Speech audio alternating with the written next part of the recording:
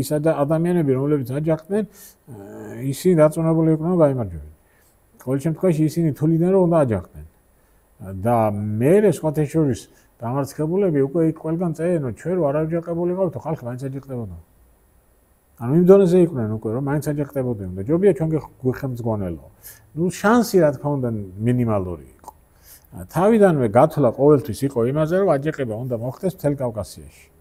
მთელ კავკასიაში არავინ არ ფიქრობდა, რომ მარტო საქართველოს გაიმარჯვებს და ისიც ისეთ პირობებში, როცა არის საერთაშორისო ვითარება ხელსაწყობი.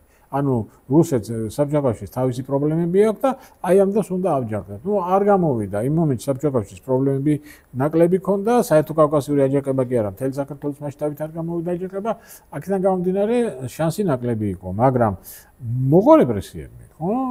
იყო, არ იყო, ჭირდებოდათ, არ ჭირდებოდათ, ვინც კი უნდოდა დაიჭირეს და ყველ დახვრიტეს.